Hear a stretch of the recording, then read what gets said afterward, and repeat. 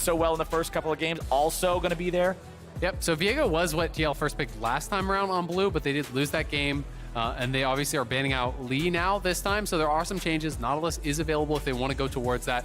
Did work out really well for TL last time around. I think it makes sense as a first pick. Core was deathless. He was what, like 0-0-14 or something like that? Yeah, on the something pick. ridiculous. You know, had a really JJ strong number. performance. Exactly. Him and Santorin were involved in basically every single kill throughout the game.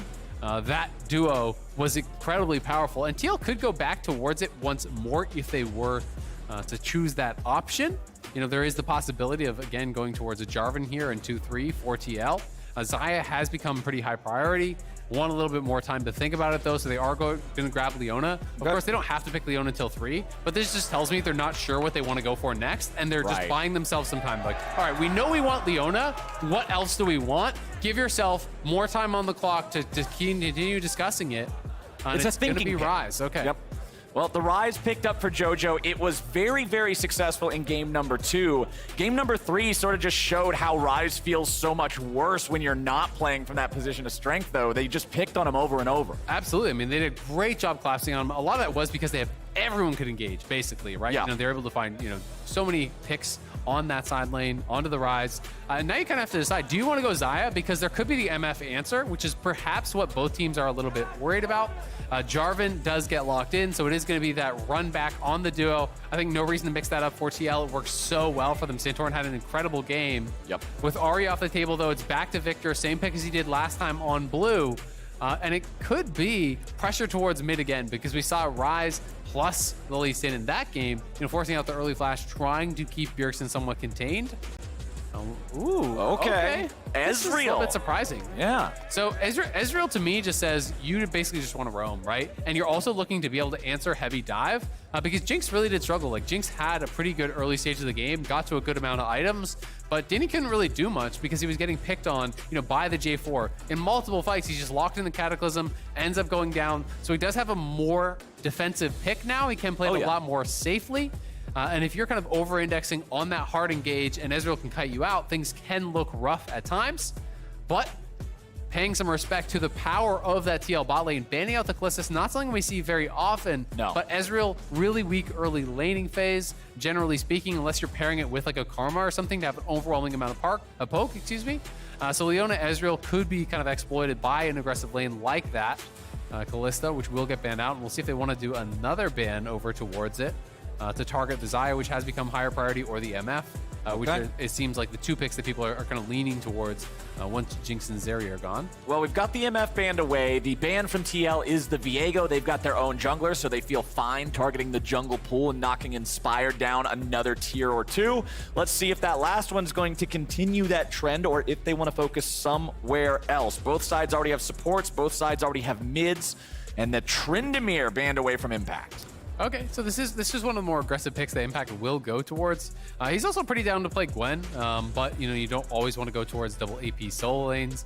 That can be a little bit dicey at times. So banning out one of those physical damage split push options that he does like to go towards. We'll see what the fourth pick is going to be here. Xin, again, you mentioned this last game. Exactly, it's his most played throughout the year, so this is a big time comfort, but they are going to pivot away, so it's actually going to be Impact blocking his Graves. I don't believe that it is going to be jungle, so I do think this is blinding your top. Of course, there is a chance that you could actually flex this. On 12.6, you know, Graves not bad in the jungle as far as solo queue goes. We just haven't really been seeing it in competitive. Right.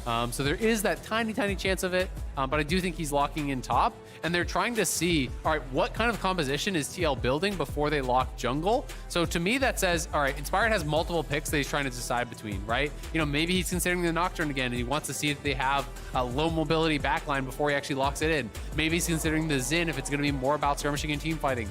Obviously, would have a few different options. Otherwise, there's no point in actually blinding your top because you can get put in pretty difficult situations. Okay, what's it going to be here? All right, the Gangplank. Okay. Locked in for Bwipo and Team Liquid. This is one of his best picks, I think, historically. He's always been very good on the GP. Brought it out 2 games. This split did win them both. And it's a really good cross map for actually setting up. So you can kind of just play it defensively, and you look to just drop the GP ulti as Ashe is engaging with the Jarvan, with the Nautilus, setting that up for them. being that kind of 4.5 man. So they actually are flexing this. This is going to be very interesting. I think it's going to be Lucian top, potentially. Yeah, it should be Lucian top. Graves flex to the jungle. Or it could Lucian be, mid, Rise top. But I think Rise top is pretty exploitable in that long lane. You Especially against Jarvan. Very hard against Jarvan. I think they're going to change it. I think they are going to flex it before it gets locked in. 20 seconds is when you can no longer trade.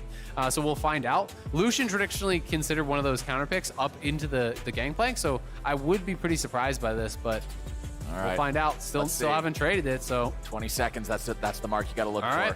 Okay. Lucian mid, Rise top for Evil Geniuses. I have no idea when the last time Rise top was even played. Maybe someone can get us that info, but like it has been so long. No one plays this pick top anymore. You know, it is very vulnerable when you are pushing to get ganked. And J4, one of the strongest early game gankers. Core loves to roam to top. We'll see how Impact can handle this. They've got to get a lot out of Lucian mid for it to be worthwhile. There's so much engage on the side of Team Liquid's composition with the Nautilus, with the Jarvan, having these tools. Evil Geniuses, they can either take us to silver scrapes or they will fall 3-1 to Team Liquid. Have you seen what I'm seeing? 10 men up towards top. Earth start! Because you are playing a range versus melee match up top, the ward and the brush is so important. So Impact is going to play try. The rest are wrapping around, but they don't spot each other. Oh, this is great. This is great. Come on. Come on, find each other. All right, we'll see if they're going to fully commit to this. Because often, they're going to face check. This is so bad for EG. EG walking into the brush and Team Liquid's ready to go. Vulcan's already down. First blood over to Han Sama. It's going to be traded back into Core JJ. The fight continues. EG's winning and Team Liquid is trying to retreat. Bjergsen trying to get away. It's flash, flash, flash. Team Liquid head back into the hills. 2-1 EG win the Earth battle. Both teams are out for blood in game number 4. 10-man scrap to start it off. And I don't know if you're looking at the same thing as I'm looking at. I'm looking at 4 missing flashes for TL. A kill on Lucian, a kill on Ezreal. That is enormous for them. It is actually TL that get the edge because EG is face checking them. But look at the triple marksman comp here, just getting so much value. Graves, Lucian, Ezreal, all very strong in the early levels. Yes, the Leona does go down very, very quickly, but all of the DPS coming out here, the concave from EG, all those marksmen are free firing. They try to turn on to JoJo, but the rest of the EG members are incredibly healthy. They push them back. A huge start for them here. They are loving it. All smiles coming out from Vulcan. You're fine to take that trade any day of the week. Oh, absolutely. And they actually late swap.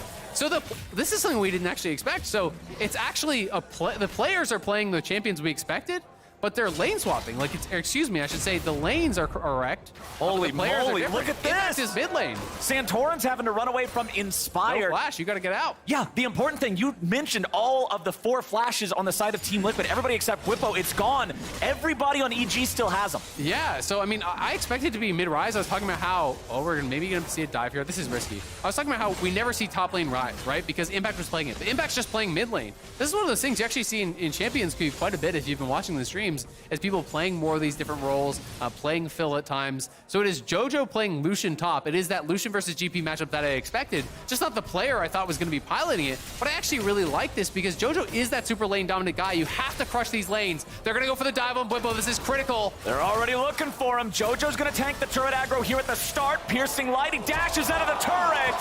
They'll get the kill. They'll get out alive. That is massive for EG. You put the young gun here, the lane dominant mid laner, roll swap him up to the top. JoJo has the best laning phase of any mid laner in the league. Has been really dominant. Will lose blue buff on bot side for this, but well worth it. Bwimpo, 8 CS, 2 deaths here in 3 minutes. It's a rough start for him. And his only buy is a control ward, where you come back, JoJo is gonna have the call on top, so gonna be out to a much stronger start. And we should swap those champion portraits around so we can see the Lucian, compared to GP up on the top side, because that is the lane that we have these players locked in. This isn't just a temporary swap. It seems like that's where they want to play it. This strategy from Evil Geniuses. We talked about after game one, wanting to see them swap it up, wanting to make sure that they weren't just going to try to ram their heads into the same wall over and over and over again against Team Liquid. And here in this do or die game, man, EG's playing fast and loose, and I'm loving it. They absolutely are. You know, and this is a comp that you have to have confidence to play, because if you're going to play triple marksman against a team with this much engage, triple marksman versus Nautilus, Ash, J4, the follow-up there from Victor Laser, from GPLT, like if you get caught in a multi-man engage, it is incredibly threatening. Yep. And it's also, you know, a very different style of composition where you don't all just want to like necessarily pile in. You kind of want to play the fights more slowly and kite back, but they're going to go aggressive on this bottom side. Hans Sama forced to back up a little bit. Danny's down to 200 HP. Core's in trouble. They're putting the damage into Core. No flash because of level 1. Yep, the PTA Ezreal there. You get the proc, the Ignite goes down from Vulcan, and they're moving to topside. They're stacking the wave. They want to try to make a 3-man play up here. I don't think they have eyes on Santorin, but Santorin will be retreating back. He will get spotted as he actually goes back into his own jungle. We'll see if Inspired can secure this. Has Smite, no Smite on Santorin, so it should be Graves' camp. Well, Impact is coming over, but so is Core JJ. You're going to have a 2v2. Impact in a bad spot. Tries to walk it out. Inspired takes the Gromp and gets the healing from it. Bjergsen joining up here in the top side. Impact still trying to get away. Trying to sidestep a hook that might come out from Core. It might be a 3v3. JoJo gets hooked. Core JJ goes in, but now he's going to be in some trouble. Vulcan comes up. Flash. Zenith Blade. Locked down into Core JJ, and the kill goes over to Impact. Vulcan can kill you bot lane. Vulcan can kill you in the top lane. EG are everywhere in this game number 4 here, trying to push TL to the brink, trying to push them to that 5th game. Everyone had it as a 3-0, but EG had a very different idea about how this series is going to go. And how do they actually get GP out of the situation? Because he has been struggling here, getting pressured very, very heavily. Both Bjergsen and Bwipo are up towards top to try to fix this wave. Holy moly, man. What an opening from the Evil Geniuses. This is the second word. This is the geniuses part, what these guys are doing this game. The game plan working beautifully here in the first 6 minutes, but as you already pointed out, it will be about how it looks as the game goes on. Triple Marksman is going to shine early on like this. You pointed out how the range helped him so much in the level 1. That's the reason that went so good. Yep. But once the grouping up starts, once TL is able to combine that engage, that's when EG will have to prove they can outmaneuver. Absolutely, and you definitely can, right? But it's about the engage. Like, the initial moments of the fight are going to decide a lot of these fights, because if you get the perfect engage from TL, you start to burst down those marksmen, it can go so bad. But likewise, if EG are able to effectively kite back and actually deal with that, they have such an overwhelming amount of damage with 4 carries that Jarvan, Nautilus, all these champions, as they go in, if you don't get a kill instantly for TL, your front line's just dead. Yup, they will be turned into Swiss cheese, my friend, from all of those bullets, as Bwipo walks into the brush, but he picks the wrong brush, and that means the recall will not be interrupted there from JoJo. Impact back here in mid lane, still shoving those waves forward. Important to note, flashes are back and ready to go for a lot of Team Liquid here. Santorin does not have his. Vulcan needs to try to get away from this. Danny returning some nice damage there. Core JJ with a flash away, but now the Bwipo ulti coming down is bad news for Vulcan. He knows there's no way out. He'll try to bring Core with him, but Hans Sama picks up the 2nd kill of the game for TL. Yeah, good punish. Go towards the pot side, use the GP ulti. A lot of damage here on Impact as Bjergsen getting a good trade. Won't be able to take him down, but they knew Vulcan had no flash because Vulcan uses flash topside to actually help kill Core JJ. Yeah. So it's a good punish on that. The Ashe ulti was used, the GP ulti was used, Jarvan shows up, they get the kill. Danny kiting this out, will survive, of course, but it does mean he is now flashless, and he was giving up some of that farm. So EG getting pushed back on this bottom side. Realm Warp play, though, they're looking for Hans. Hans has flash, he has cleanse, he has Santorin right next to him coming down here. Danny's still pretty low, down to a quarter. Danny goes forward. It'll be a 1-for-1. But now Vulcan's ready to join up and see if they can pick up Santorin as well. Impact tries to be careful. He knows he only has 100 HP. A Dragon Strike will kill him, so he has to walk away. Exactly, not worth the risk there. Plus, Core is going to be out on the map, and Core would be coming. Does arrive there. JoJo, again, just trying to push this up. is early tabbies for Bwipo. His job is to survive, and honestly, tabbies just have insane value against a triple marksman team here. You gotta give credit to Bwipo. He's kept up in the farm despite he got dove very early on. Cross map ulti, if this actually connects onto Jojo, you can kill him as GP. Oh my God, that was so close. That is, oh, now Bwipo's in trouble. Okay, all right, He can flash for it, potentially. No, the Q doesn't actually hit. If he hit that pass through Q, he flashes on him and you die. Yep. That was really, really close on both sides. Oh, No my shot.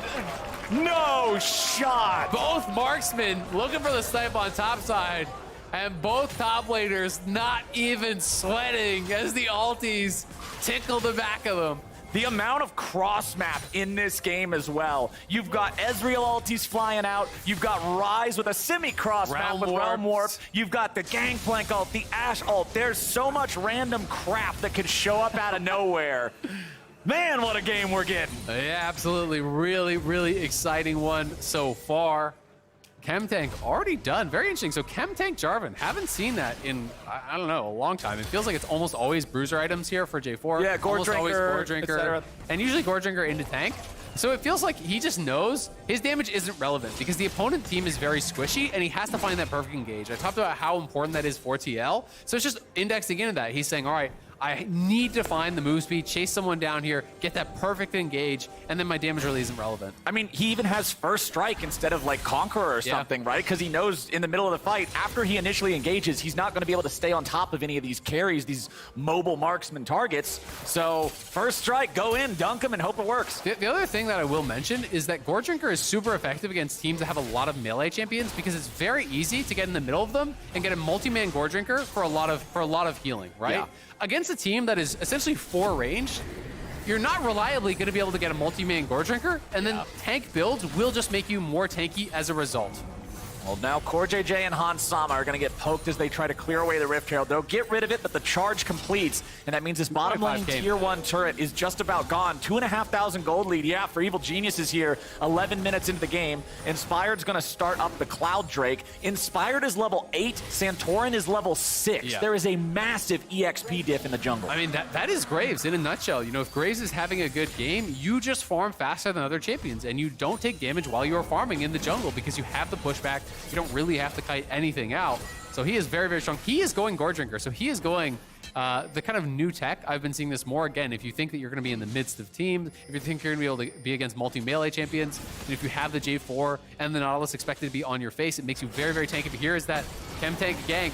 All right, Impact saves the flash until after the Cataclysm is already down. He does not want to get locked in that after a flash, so that means he can survive. Still takes a good chunk of damage for it, but walking away is the important part. Back up here in top lane, Jojo still maintains the farm lead over Bwipo, constantly trying to push the lead here on this Lucian. Culling's going to put a lot of damage into the Team Liquid top laner. Jojo's going to grab his first plate up here as well. Yeah, nicely done, harassing him under there, but Bwipo still holding down very, very effectively. You know, not down much in farm, has only given up the 1 plate.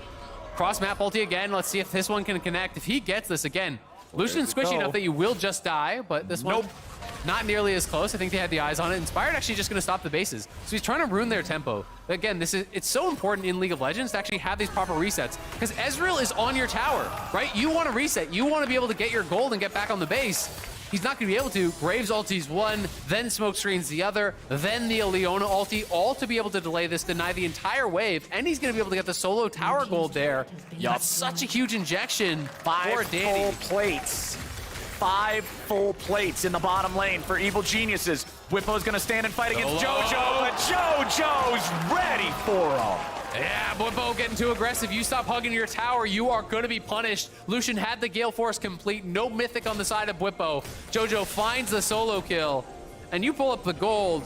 They are getting rich on these marksmen. 5,200 gold for the Lucian, 5,700 gold for the Ezreal. You're looking at their counterparts on the other side. They are getting miles ahead.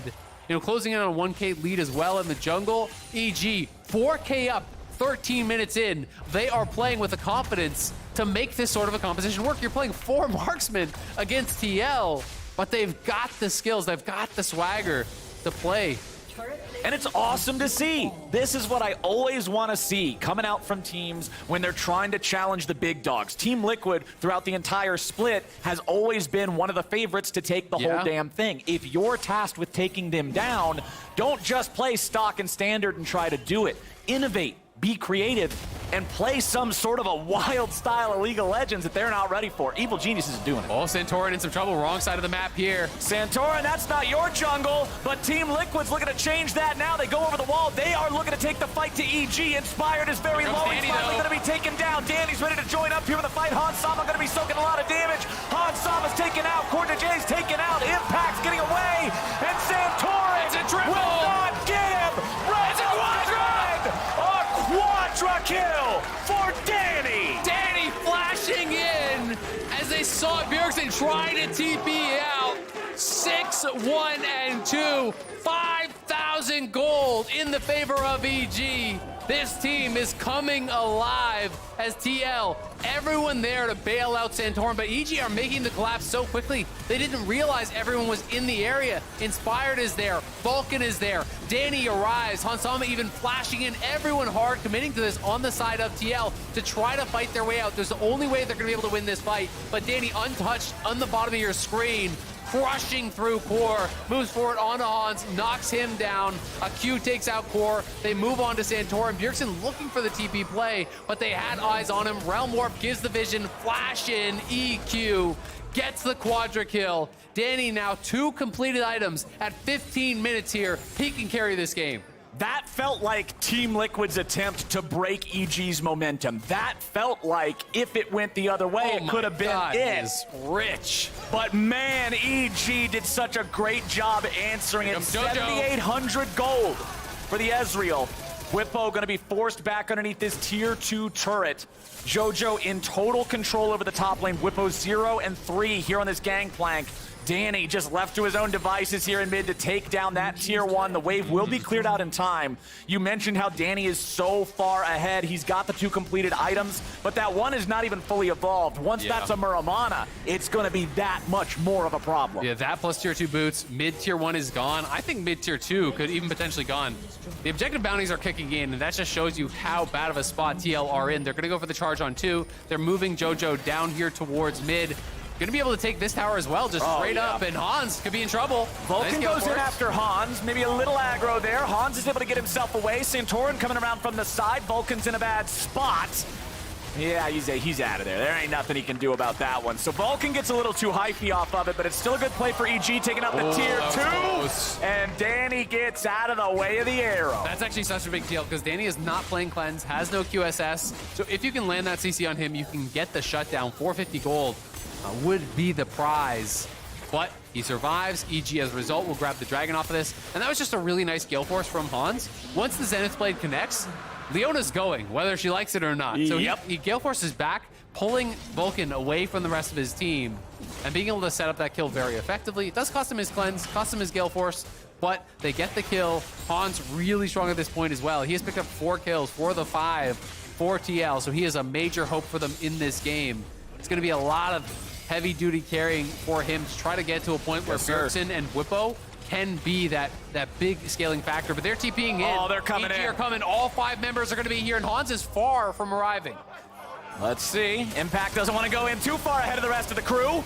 There's your culling. Core JJ dead immediately.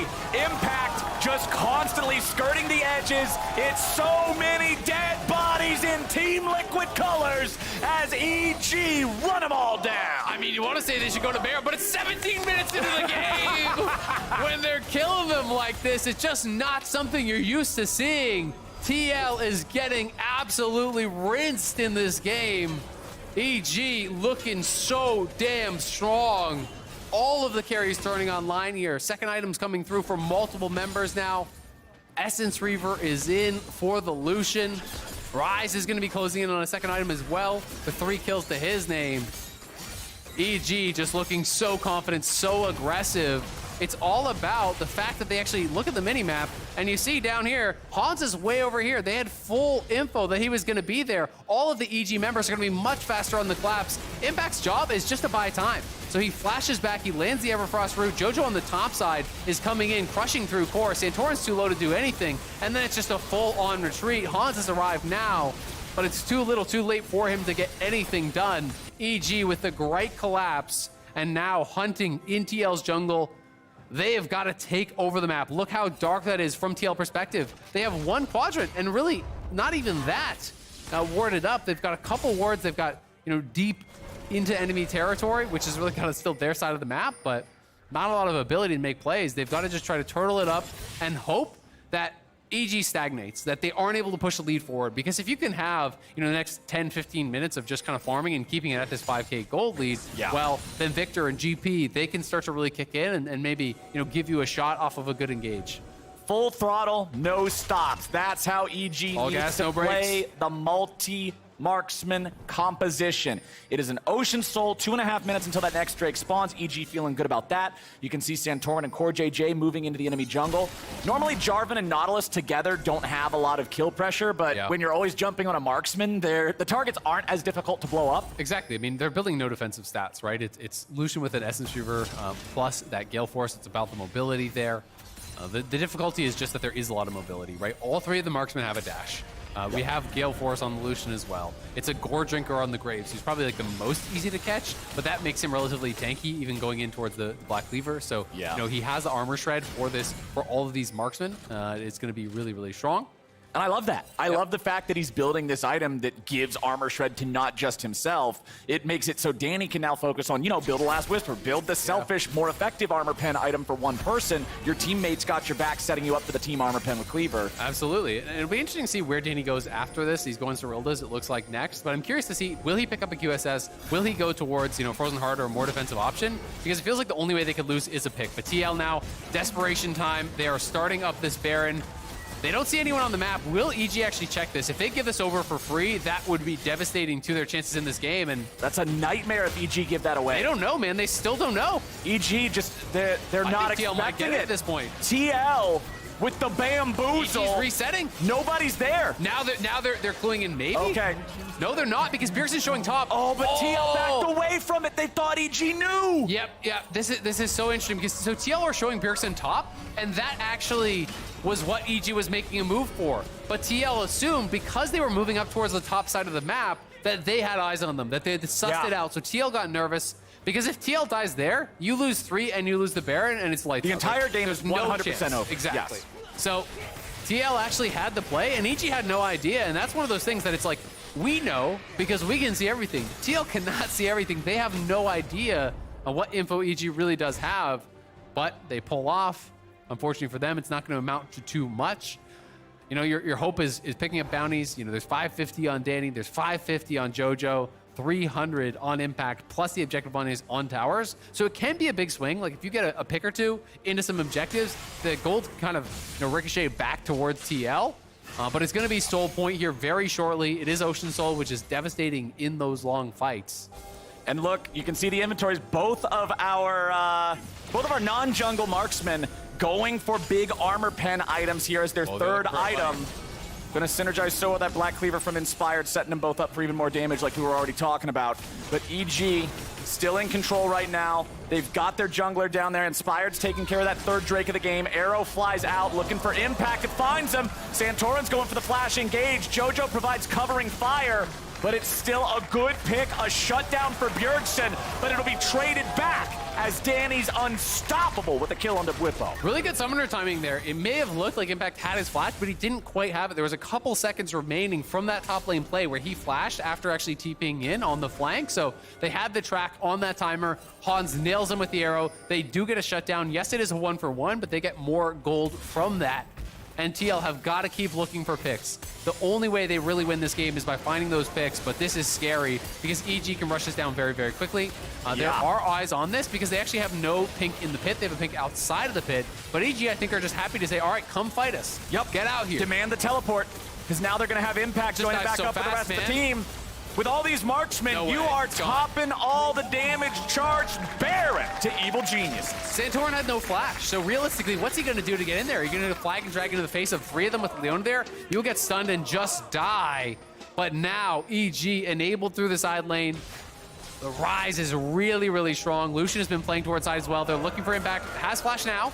Flash is ready, would have to wait. Okay, there we go. Flash is away from the EQ. TP Looking to coming return in. plenty of damage onto Santorin. Impact surviving as long as he can, but Team Liquid get the kill. Oh. Jojo, nice dash away from the arrow. Having a flash out now as they continue the chase. Calling coming out. It forces them back. There's Danny. Team Liquid, you better be careful, boys. Core JJ's already down. Bjergsen and Hans on the run. Bjergsen knows he's dead. Jojo goes unstoppable. Vulcan's not done yet. Still looking for more. Still looking for Hans. Still looking for a Zenith Blade. Inspired continues charging forward, getting the stacks in the Black Cleaver. Ults himself closer to his opponent, forces the flash out of the ash. Now, Whippo, Hans, Santorin, the only ones alive as EG's Baron push lights up. Yeah, they're going to keep pushing here with Victor down. That is the majority of your safe wave clear. Whippo is going to try to land some of these barrels, but honestly, against Triple Marksman, it's very difficult to actually pull off those barrel chains. They can snipe down those barrels very, very easily.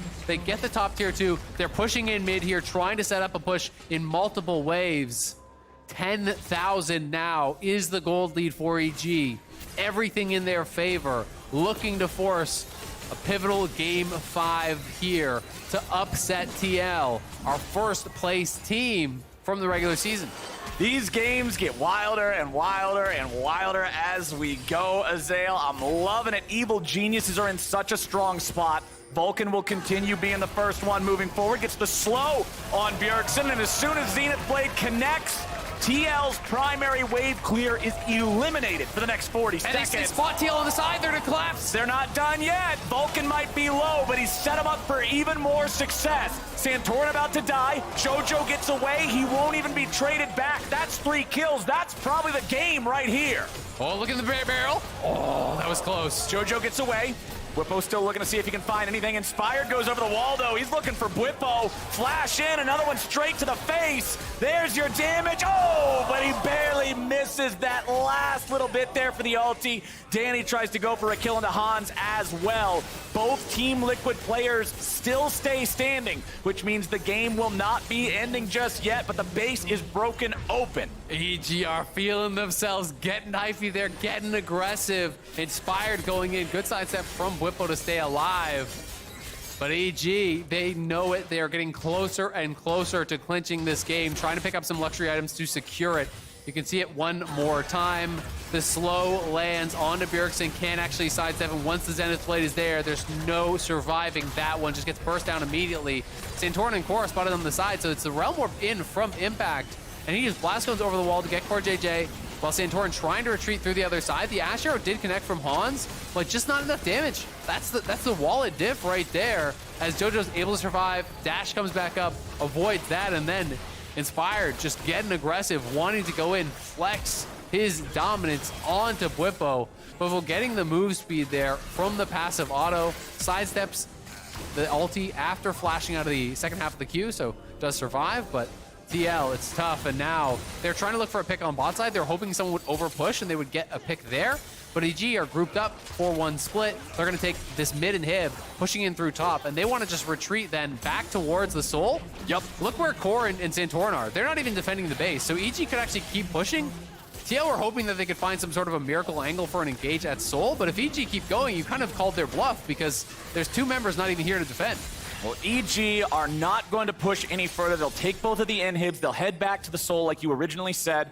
As they walk through the enemy jungle, they can just take a shortcut. They don't have to risk getting caught in any sort of a bad spot by a Team Liquid engage. It's already been claimed by Inspired. There is no steal to be found. Core JJ and Santorin trying to fight a nice shutdown back over onto Jojo. Hans Sama's about to die to Danny. Kill back over to Whippo. EG lost the fight because Danny was dealing with Hans off to the side. Now, what else can Danny find on the back end here? Inspired still at full HP as well. Gonna walk through Whippo. Gotta be careful about that one. Remember, Inspired flashed previously. Santorin just dies. Danny's ready to go. He's got range on all of them. Whippo can't do it. Bjergsen Bjergsen, I don't think he's got it either. Evil Geniuses might have lost the fight at the start, but 10,000 gold is just too much. And the Nexus towers are getting hit by supers right now. Inspired not going to let Bjergsen get back to the base. Core's about up here, but they're going to rally in around Bjergsen, try to knock him down. Oh, Danny's just fearless. He knows there's no concern at all here. Bjergsen dead for 45 again. And Evil Geniuses and Danny are marching towards a win. Yeah, that delayed spawn timer is actually such a big deal. The fact that Bjergsen lives that long can end up working against them because this spawn timer, everyone has respawned from EG. They can push out here on the map, look to collapse for this last inhibitor tower. See if they can get that before Bjergsen's up. They have, a wave after this one still to try to do it. 20 seconds now on Bjergsen. I don't think TL can realistically defend this. It's going to be tough. Here we go. TP's coming in just to make sure they get the maximum amount of value out of these minions. Impact's ready to rock. True Shot Barrage flying off, doing a little bit of damage on Debwippo. That last inhibitor turret cannot weather the storm of Evil Genius marksman bullets. And now they've got all 3 inhibs down for the next 3 minutes before those first 2 of them respawn. EG is in a great spot to win this game. They could play it slower, back out for a Baron if they wanted, but they have plenty of resources. Full health, full mana.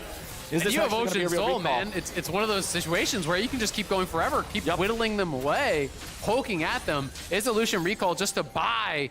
He's got the GA now here ready to go. They're trying to go for the end here, push in these supers, corral TL in their base, land some of that extra poke, and then going for the finishing blow. Well, Hans Sama just dies to the culling in the Gale Force. Santorin's going to be dropped next. Nexus turrets are about to disappear in front of your very eyes. Some damage coming out from TL, but it's not enough. Vulcan will drop, but he's going to be traded for the entirety of Team Liquid.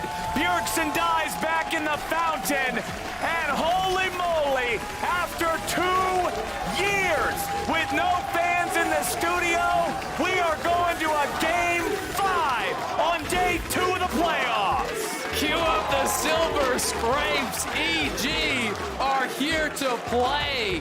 Bringing out the triple marksman comp here. I didn't think they were going to flex the Graves, but not only do they flex it, they lane swap their mid laner up the top. They give JoJo the Lucian in this mechanical matchup where he's got to play super aggressive. He was the guy to do it. Debwippo at the tower was able to play those thin margins really, really aggressively to find advantages. And on the other side of the map, I mean, Impact looked right at home in mid lane. There was nothing going wrong for him on the rise in mid against Bjergsen. EG just looked so comfortable. It has to be said, though, so much of that advantage was from level 1. They forced 4 flashes. They got 2 kills. They started at a big edge. And if you're TL, you just have to wipe away the game and say, nope, it was level 1. Who cares? Don't worry about it. Reset. We're going to be on red for game 5, and we're going to win that game. But, I mean, EG really did execute. They made the most of their advantages. And Danny, 16-1-8. Yeah, that's an incredible scoreline. Had just an incredible performance there in that game. Honestly, all of EG, I love the fact that they waited until they were on, Team Liquid's match point to pull this out. Just be like, all right, this is probably one of our wackiest strategies. Level 1 death ball. Let's go for it. I love that. It's not a strategy that you're going to be able to say, yeah, this is now our bread and butter. Let's do it every game. Not going to work like that. But here in this game 4, when they had to get a dub, it got them that win. They've tied it up and